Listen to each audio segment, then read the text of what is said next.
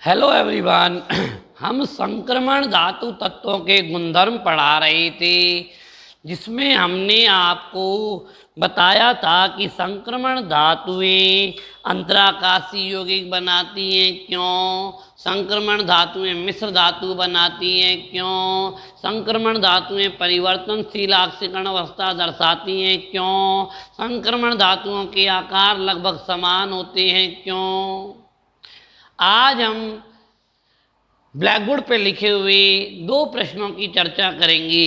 पहला प्रश्न है, संक्रमण श्रेणी के तत्वों को उत्प्रेरक के रूप में काम में लिया जाता है क्यों। संक्रमण श्रेणी के तत्वों को उत्प्रेरक के रूप में काम में लिया जाता है क्यों। उत्तर है, संक्रमण श्रेणी के तत्वों में N-1D तथा NS उपकोष में अयुग्मित इलेक्ट्रॉन होते हैं। बोलो, होते हैं कि नहीं होते। ये हर प्रश्न में काम आ रही है ये बात। N-1D यानी 3D, NS माने 4S उपकोष में अयुग्मित इलेक्ट्रॉन होते हैं। और अयुग्मित इलेक्ट्रॉन क्या काम आते हैं, बंध बनाने के काम आते हैं। इन अयुग्मित इलेक्ट्रॉनों का उपयोग करके संक्रमण तत्व क्रियाकारक से बंध बना लेते हैं और संक्रमण अवस्था प्राप्त कर लेते हैं। संक्रमण अवस्था आपको याद होगा, माना एक बार मैं आपको याद दिला रहा हूं। इधर देखिए, ए बी है और ये सी है, इनकी जो टक्कर हुई, ये वाला बंध खुलने लगा, ये वाला बंध बनने लगा, संक्रमण अवस्था बन गई। अगर हम यहाँ पर संक्रमण धातु उत्प्रेरक के रूप में ले लेते हैं और तो संक्रमण धातुओं में अयुग्मित इलेक्ट्रॉन होते हैं, जिससे संक्रमण अवस्था ठीक जल्दी स्थापित हो जाती है। यह संक्रमण अवस्था अस्थायी होती है और टूटकर शीघ्र उत्पाद बना लेती है। संक्रमण तत्व, अतः संक्रमण तत्व और उनके यौगिकों को हम उत्प्रेरक के रूप में प्रयुक्त करते हैं। ध्यान दीजिए मैं क्या कह रहा हूं। संक्रमण धातु के तत्व में N-1D और NS उपकोष में अयुग्मित इलेक्ट्रॉन होते हैं। इन इलेक्ट्रॉनों का उपयोग करके वो क्रियाकारक से बंध बना लेते हैं। बंध बनाकर शीघ्र संक्रमण अवस्था स्थापित हो जाती है और वह टूटकर उत्पाद बना लेते हैं। संक्रमण तत्व और उनके यौगिकों को उत्प्रेरक के रूप में इसीलिए हम काम में लेते हैं। जैसे उदाहरण, नाइट्रोजन और हाइड्रोजन की क्रिया में अमोनिया बनी, तो यहाँ उत्प्रेरक के रूप में कौन लिया, निकिल। निकिल कौन है, एक संक्रमण धातु है। अब इस अभी की देखो, अमोनिया का ऑक्सीकरण, ये अमोनिया के ऑक्सीकरण की क्रिया को समझिए।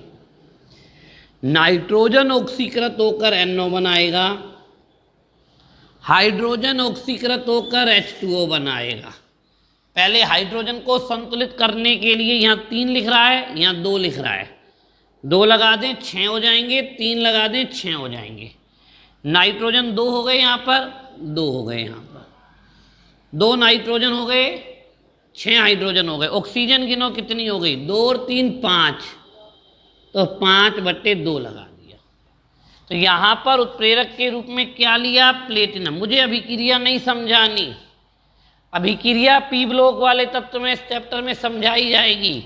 यहाँ केवल इतना बता रहा हूँ कि संक्रमण धातुएं ऐसी अभिक्रियाओं में उत्प्रेरक के रूप में काम लेते हैं, लेकिन फिर भी मैंने अभिक्रिया को समझाया।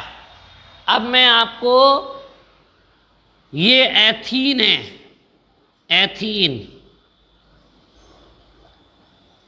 एथीन से पॉलीथीन बन रही है।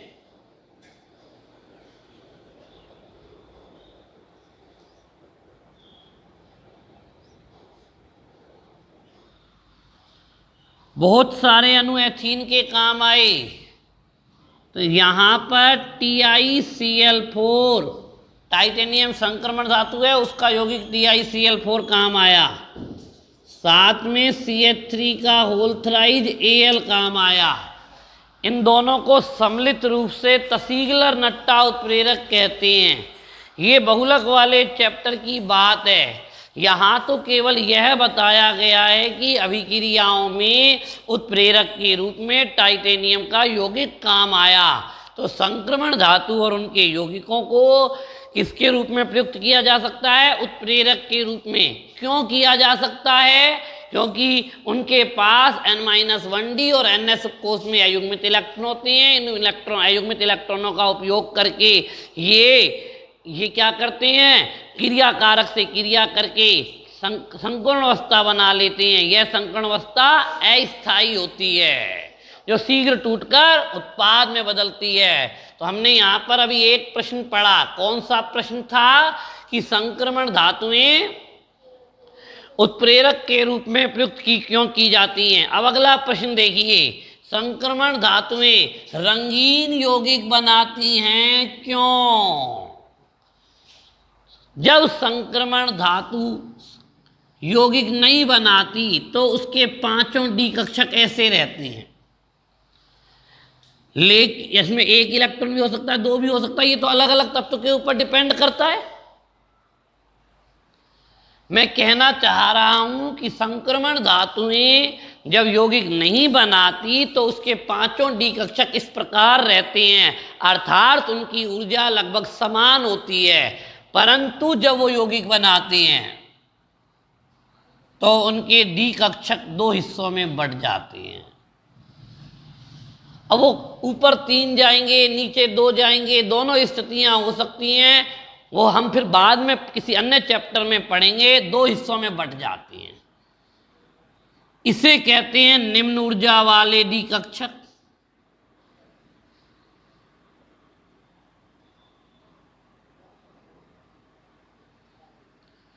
इसे कहते हैं उच्च ऊर्जा वाले डी कक्षक।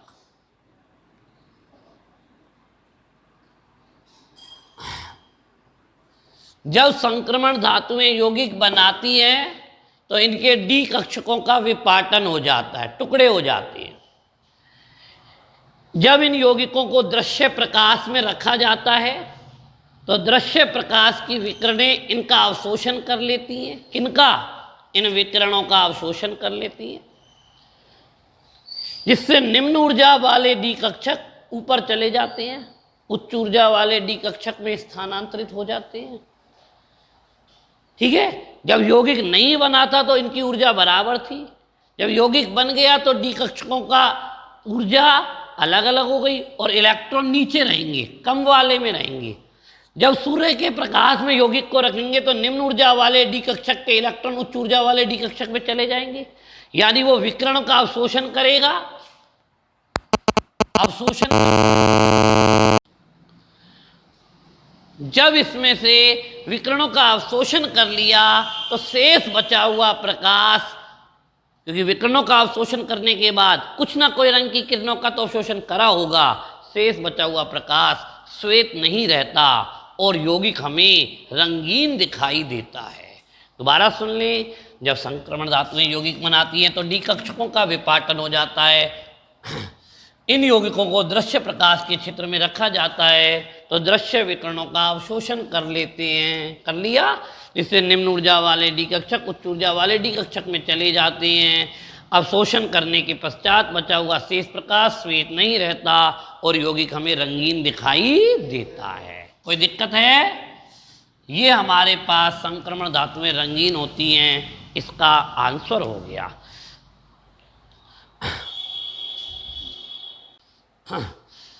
अब हम आपको संक्रमण श्रेणी के तत्वों के चुंबकीय गुणों के बारे में बता रहे हैं।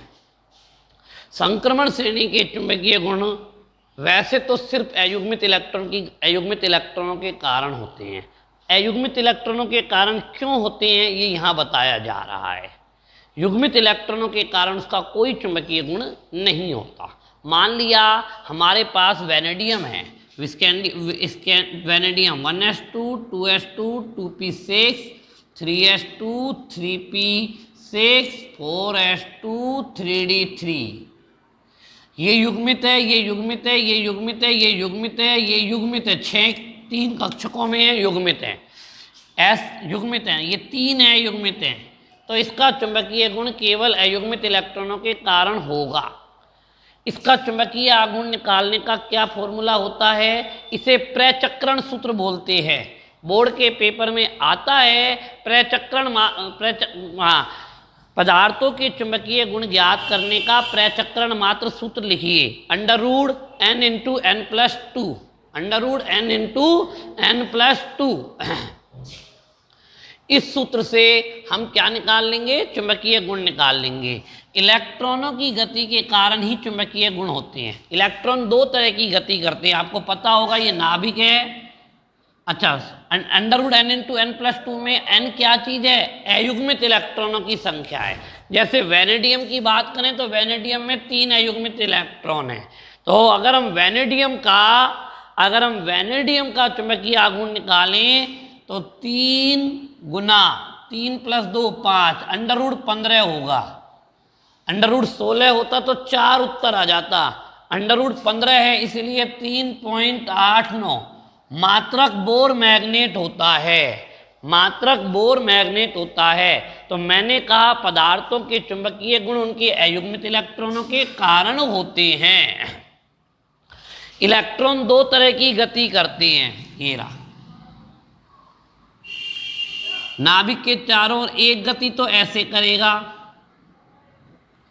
और एक ऐसे करेगा, इसे बोलते हैं कक्षीय गति, इसको बोलते हैं चक्रण गति। अपने ही अक्ष पर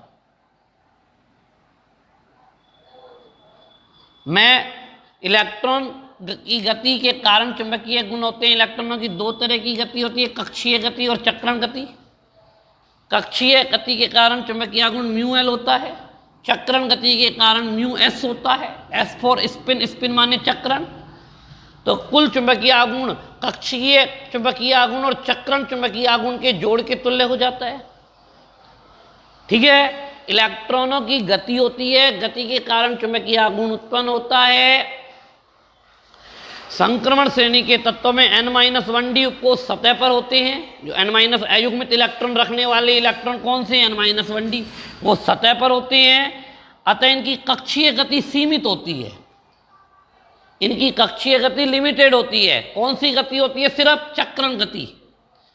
कक्षीय गति सीमित होने के कारण कक्षीय चुंबकीय आघूर्ण लगभग 0 होता है। कक्षीय गति सीमित होने के कारण कक्षीय चुंबकीय आघूर्ण लगभग 0 होता है, इसीलिए इसका चुंबकीय आघूर्ण केवल चक्रण चुंबकीय आघूर्ण के तुल्य होता है।